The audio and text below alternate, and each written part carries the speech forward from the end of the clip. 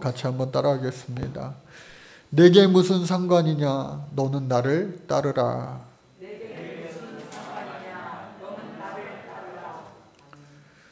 어제 뉴스를 보니까 코로나 양극화라고 하는 단어가 자주 등장을 하던 것을 봤습니다.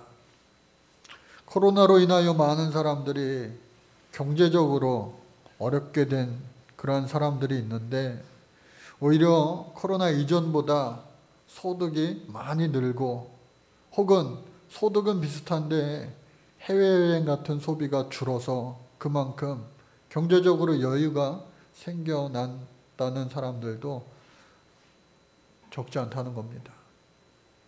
결론은 코로나라고 하는 장기 변수로 인하여 경제적인 양극화가 더욱 심해졌다라고 하는 이야기예요. 시간은 어떻습니까? 코로나 이전과 비교해 시간적 여유가 아마 많은 분들이 더 생겨났을 거예요. 행사와 모임이 줄어드니까 가족과 함께하는 시간들, 그리고 홀로 있는 시간을 더 많이 확보할 수 있었을 거예요. 그러한 시간들을 여러분들 어떻게, 무엇을 위하여 활용하고 계십니까?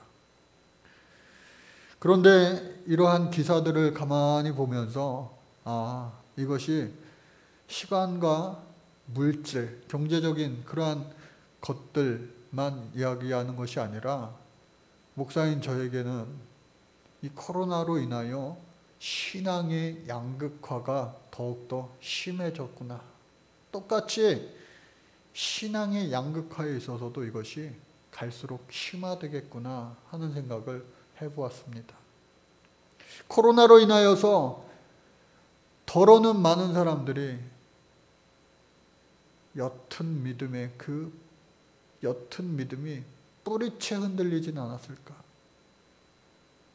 겨우겨우 지탱하며 연명하며 살아가고 있진 않은가?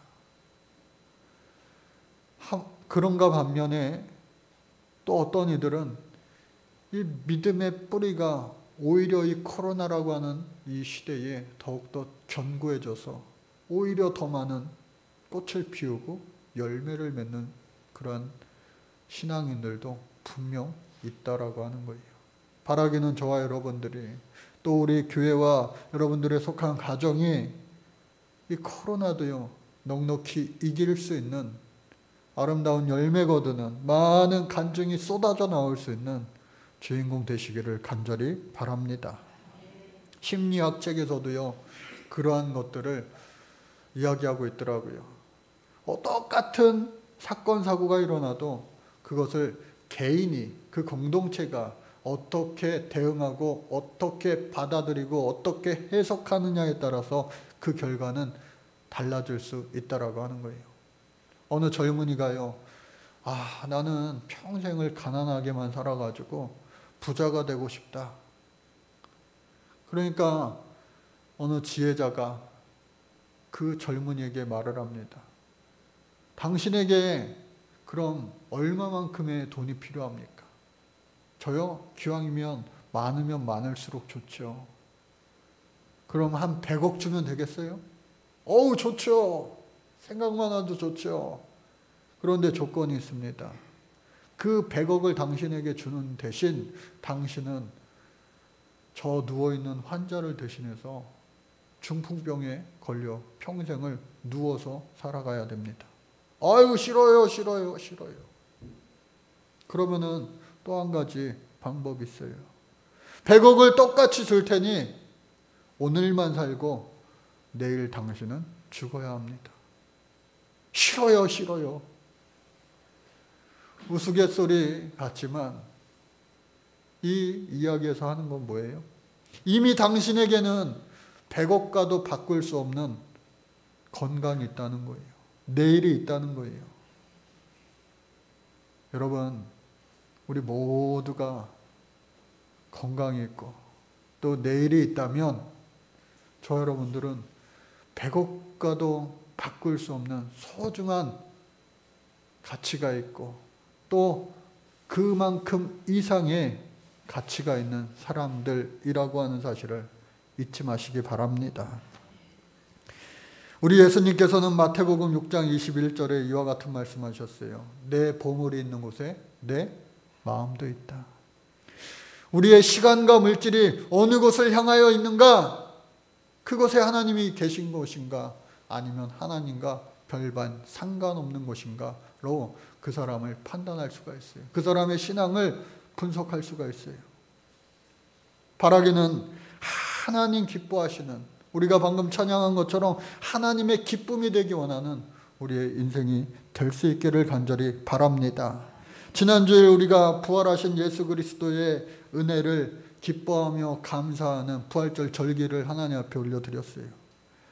하나님 앞에 예배하기도 하고, 또 성찬을 하기도 하고, 또 세례를 하기도 하고, 또 맛있는 떡을 집에 가서 애찬으로 나눌 수 있도록 하기도 하고, 또 지역사회에 귀한 사랑을 이 모양 저 모양으로 흘려보내기도 했습니다.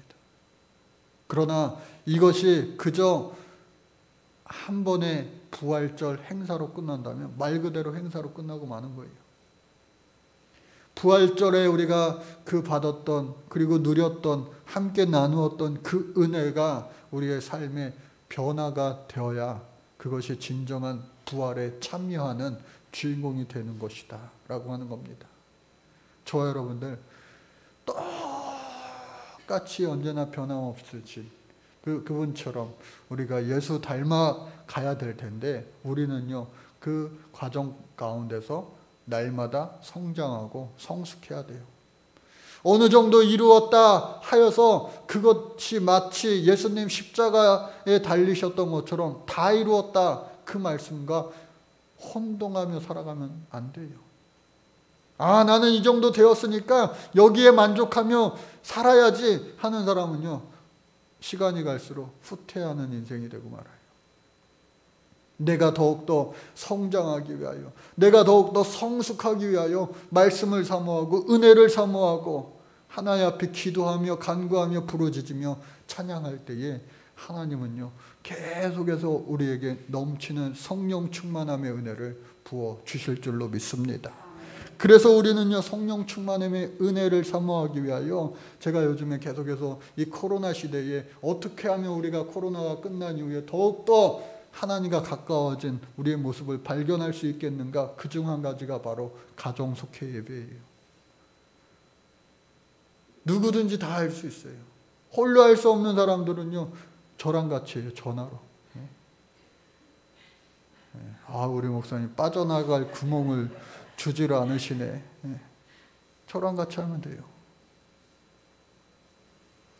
그래서 우리가 이 코로나를 은혜로 극복하고 은혜로 열매 맺어야 되겠다라고 하는 강력한 그 확신, 그리고 그 확신 가운데 실천함이 있을 때에 아름다운 열매가 분명히 맺힌다는 겁니다.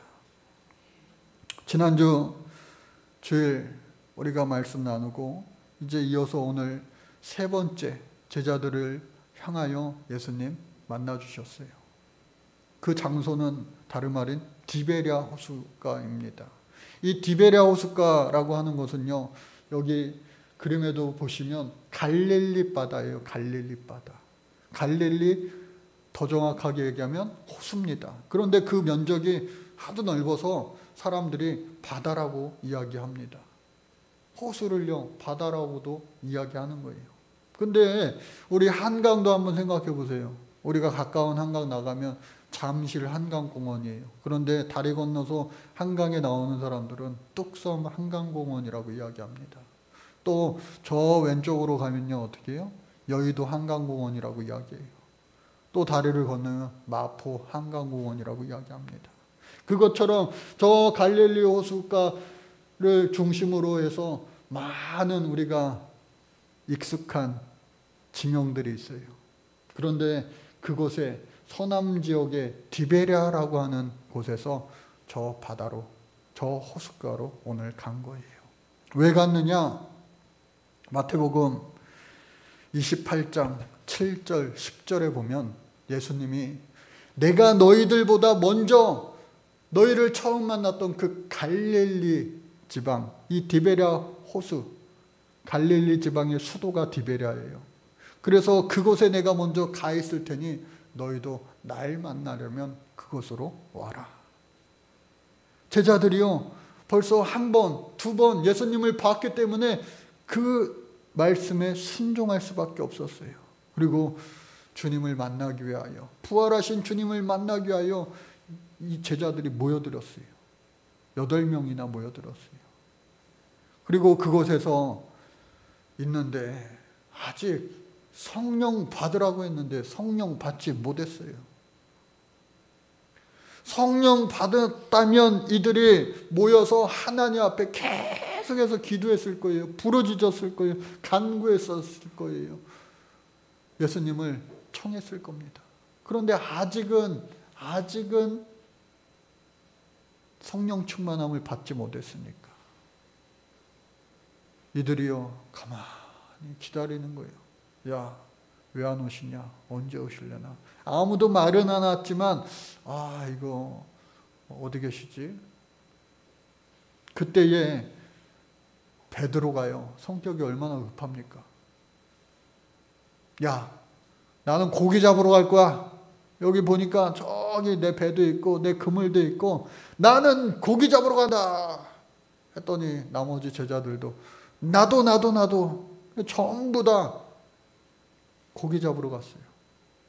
여러분, 관성의 법칙이라고 하는 거 있어요. 관성의 법칙.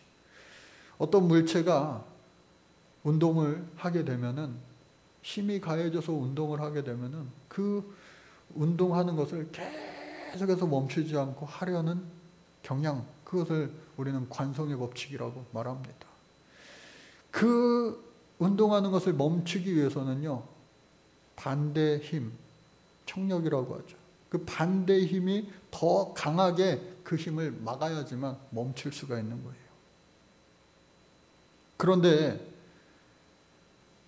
이들의 삶은요, 태어나면서부터 대대로 어부의 삶이었어요. 평생을 어부질 하다가 예수님 잠깐 만나서 한 3년 정도 어부하는 일을 잠깐 멈췄어요. 그랬는데 예수님도 지금 안 계시고, 잘못하면 맨날 혼내셨잖아요, 예수님이. 그 예수님도 안 계시니까 자유의 몸이에요. 바다가 내 눈앞에 있어요. 저기는 내 삶의 타전이었고 너무나도 익숙한 곳. 그리고 오랜만에 배 타고 나가서 만선의 축복도 한번 누려봐야지 즐거움으로 아마 나갔을 거예요. 제자들도 마찬가지예요. 예전에는 이거를 만선을 해야 이 처자식을 먹어 살리고 생계수단의 일환으로 노동으로 생각하며 나갔지만 이번에는 그냥 취미 삼아서 내가 하던 거니까 정말로 즐거운 마음으로 나갔을 거예요. 그런데 그 결과는 어땠어요? 단 한 마리도 잡지 못했어요. 베드로가 나가서 단 한 마리도 잡지 못한 때는 예수님 만났던 그 첫날이었어요. 이런 적이 없는데 깊은 곳에 가서 그물을 내려라. 순종하여서 만선의 축복을 경험했어요. 그런데 이날도 어찌된 일인지 아무리 이게 3년 만에 오랜만에 한다고 해도 이런 일이 또 없을 텐데 단 한 마리도 밤새 물고기를 잡았는데 잡지 못한 거예요. 그런데 저쪽에서 목소리가 들려옵니다. 얘들아, 물고기 좀 잡았냐? 처음엔 알아보지 못해요. 없습니다. 물고기가 없네요. 오른편에, 배 오른편에 그물을 내려라. 순종은 잘해요. 1차의 순종은 잘해. 근데 1차의 순종은요, 2차의 순종을 위한 시작이에요. 여기 계신 분들 1차의 순종을 하신 분들인 줄로 믿습니다. 순종했어요. 갈릴리로 오라고 해서 왔습니다. 또 예수님을 알아보지 못했지만 그물을 배 오른편에 내렸습니다. 1차 순종, 2차 순종을 했어요. 그러니까 어떻게 해요? 한 마리도 잡지 못했는데 만손의 축복을 또 누리게 되는 거예요. 그물을 올리려는데 그 그물이 찢어질 것 같은 거예요. 가득 차가지고 못 올리는 거예요. 3년 전에 예수님 처음 만났을 때에 일어난 일이 지금 이 순간 또 일어나고 있구나. 깜짝 놀랐어요. 사도 요한이 그 말씀하신 분을 자세히 쳐다봤어요. 그리고 베드로를 툭툭 칩니다. 예수님이네. 예수님이시네. 그토록 보고 싶었던 사랑하는 그 예수님이시네. 베드로가요, 하던 일을 멈추고 배 위에서 힘들게 노동하니까 더워가지고 겉옷 벗고 이러다가 요한이 예수님인 걸 알려주니까 그 찰나에도 그 성격 급한 베드로지만 예수님께 예의는 차려야 되니까 겉옷을 둘러입고 그 배에서 뛰어내려서 첨벙첨벙하면서 예수님 있는 곳을 향하여 막 달려가는 거예요. 우리 예수님을 만났을 때 저와 여러분들의 반응, 모습은 과연 어떨 것 같아요? 우리 주님이 우리의 삶의 현장 한가운데에 임하셔서 물고기 한 마리 잡지 못하는 그 순간에 배 오른편에 그물을 내려라. 순종하여서 그물을 내렸더니 예수님을 본 거예요. 아, 이거는 내가 한 것이 아니라 그 음성의 주인공 예수님이시구나. 여러분 삶의 현장 가운데서 순종하여 예수 그리스도를 만나볼 수 있는 주인공 되시기 바랍니다. 예수 그리스도의 음성을 들을 수 있는 저와 여러분들 되시기를 주의 이름으로 축복합니다. 그런데 그곳에 함께 있던 이 디두모라고 하는 의심 많은 도마, 그때까지 예수님을 알아보지 못했어요. 쌍둥이라고 하는 도마, 그 쌍둥이 한 명 어디가 있는지 모르지만 성경을 보면서 꼭 우리 모습 같다, 내 모습 같다. 처음 제자들에게 찾아가셨을 때에 그 자리에 도마는 어디 갔는지 잊지 않았어요. 그리고 못 믿겠다. 부활하신 주님을 나는 못 봤으니 못 믿겠다. 두 번째 예수님이 그 제자들에게 찾아오셨을 때에 그 자리에 있었지만 눈으로 봐놓고서도 내가 만져보지 않고서는 못 믿겠다. 예수님의 손등에 발자국에 발등에 그 못자국과 이 옆구리의 창자국을 내가 만져보지 않고 못 믿겠다. 누구보다도 예수님을 가까이서 보고 만지기까지 했던 이 디두모 도마 역시도 베드로처럼 요한처럼 처음에는 그 예수님을 알아보지 못한 거예요.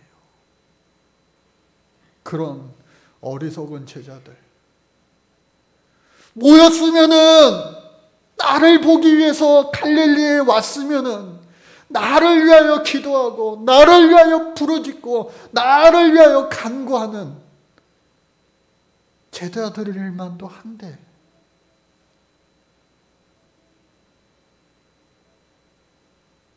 눈앞에 배가 보이니까, 눈앞에 그물이 보이니까, 눈앞에 호숫가가 보이니까 누가 어부 아니랄까 봐 사람 잡는 어부가 된다고 해놓고서, 그러기로 해놓고서 다시 물고기 잡는 그 어부질하는 그 모습을 보면서 단 한 마리도 잡지 못해서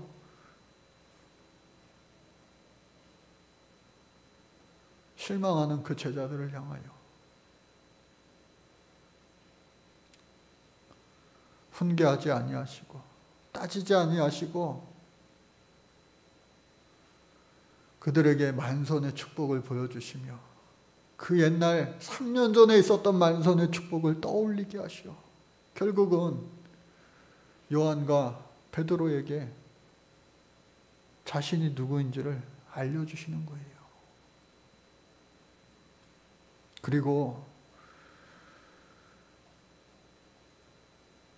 무트로 나오는 그 제자들, 베드로는 첨벙첨벙, 나머지 제자들은 배 타고 밤새 수고한 그 제자들을, 사랑하는 제자들을 위하여 숯불에 떡을 구워주시고 숯불에 생선을 구워주시고, 그래 니네가 갓 잡은 생선도 몇 마리 줘봐라 하면서 맛있게 구워서 와서 조반을 먹어라.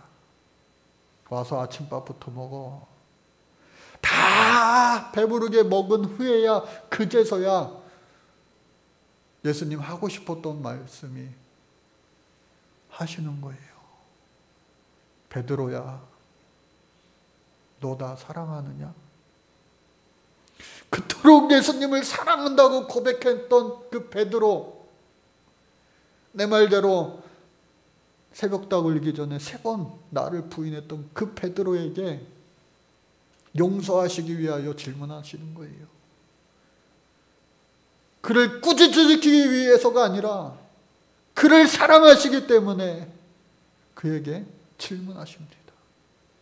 베드로야, 너 나 사랑하냐?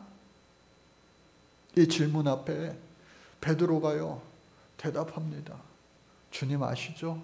주님 사랑합니다. 그래, 내 양을 먹이라. 두 번째 묻습니다. 똑같은 질문이에요. 너 나 사랑하느냐? 주님 아시죠? 사랑합니다. 내 양을 치라, 돌보라. 마지막으로 한 번 더 묻습니다. 너 정말 나 사랑하느냐? 그제서야 이 질문의 참된 의미를 깨달은 이 베드로가 근심하였다. 심히 하나님 앞에, 예수님 앞에 죄송하여서 근심하여 내가 주를 사랑하는 줄 주께서 다 아시나이다. 그때에 예수님께서 비로소 다시 한번 말씀해 주시는 거예요. 내 양을 먹이라. 그런데 너가 젊어서는 이전까지는 네 마음대로 떼뛰고 다녔지. 네 마음대로 이 갈릴리 호수에 와가서 3년 만에 온 이 호수에서 야, 난 고기나 잡으러 갈래. 사람들 다 따라왔지. 예수님이네. 아직 배 안에 있는 그 동료들 놔두고 또 첨벙첨벙 바닷가에 뛰어내려서 나 만나러 왔지. 네가 여태까지는 정말 네 하고 싶은 대로 하고 살았잖아. 3년 전 나를 만났다고 금을 버리고 배 버리고 그 많은 물고기 다 버리고 가족들도 버리고 나 따라왔지. 너는 참 네 멋대로 네 뜻대로 산 인생이야. 그러나 네가 마지막 때에는 네 뜻대로 살 수 있는 것이 아니라, 마지막 때에는 네 뜻이 아니라 내가 예비한 그 뜻대로 너는 마지막을 맞이할 거야. 그것은 바로 우리가 잘 아는 것처럼 예수님이 달려 죽은 그 십자가에 베드로도 달려 죽어야겠다 라고 하는 것을 의미합니다. 이 베드로는요, 예수님이 말씀하신 대로 되니까, 그것을 체험했으니까 그것을 받아들여야만 되는 거예요. 예수님이 말씀하세요. 명확하게 말씀하세요. 나를 따르라. 나도 십자가 지었으니 너도 십자가 지어라. 나를 따르라. 3번이나 주님 사랑한다고 고백했으니 빠져나갈 수 없는 거예요. 그런데요, 재밌어요. 그 베드로가 옆에 있는 이 요한은 어떻게 될까요? 묻습니다. 우리 주님께서 때로는 저에게, 저와 여러분들에게 개인적으로 말씀하실 때가 있어요. 그런데 우리의 대답은요, 네, 알겠습니다. 아멘하고 따라갈 때도 있지만 그보다도 더 많을 때는 뭐예요? 아유, 저 사람은요? 저 사람은요? 저만요? 가족 속회 예배 하라니까 저만요? 저 사람은요? 저 사람은요? 저 사람. 저만요? 헌신하라면 저만요? 저 사람은요? 저 사람은요? 나를 따르라 했을 때에 세상은 주님을 따르지 않는데 왜 우리들만 주님을 따라야 됩니까? 세상 사람들 역시도 하나님이 만드신 당신의 피조물이 아닙니까? 그러나 우리 하나님은요, 분명히 말씀하세요. 오늘 말씀의 제목입니다. 네게 무슨 상관이냐? 나를 따르라. 너를 지명하여 불렀어. 그러면 너는 나를 따르면 돼. 근데 우리의 대답은 늘상 세상은 이런데요. 우리 사회는 이런데요.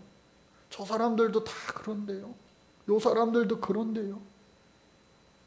오늘 저와 여러분들에게 우리 하나님 말씀하십니다. 그게 너와 무슨 상관이냐? 너는 나를 따르라. 이 부르심 앞에 저와 여러분들 아멘으로 순종할 수 있는 주인공이 되어 이 코로나가 지나고 나서 더욱더 놀라운 하나님 살아계심의 증거가 우리 교회에, 또 여러분들 가정과 사업장과 일터의 자녀들에게 아름다운 열매로 풍성하게 나타날 수 있기를 간절히 주의 이름으로 축복합니다. 그러기 위해서는 우리는 성령 충만 받아야 돼요. 성령의 충만함을 받았다면 그것에 만족하지 않아 그것을 계속해서 유지해야 됩니다. 그러지 않으면 어느 순간 우리가 받았던 성령 충만하며 다 소멸되고 말아요. 그것을 회복하기란 이루 말할 수 없이 힘들어요. 우리가 주님 앞에 나왔어요. 1차 순종했습니다. 우리가 말씀을 듣고 예배를 통하여 아멘하고 결단했습니다. 2차 순종했습니다. 우리가 세상으로 나아가서 나를 따르라 하신 그 십자가 지는 삶, 힘들 수도 있어요. 고난일 수도 있어요. 그러나 그 고난 뒤에 면류관 예비하신 우리 주님의 축복의 주인공이 되기 원하신다면 반드시 저와 여러분들 모두가 주님을 따라갈 수 있는 주인공 되시기를 간절히 바랍니다. 하나님 감사합니다. 우리 주님 가신 그 십자가의 길을 저 하늘나라의 상급과 주님의 칭찬 그 한마디를 위하여 살아갈 수 있는 우리들 되게 하여 주옵소서.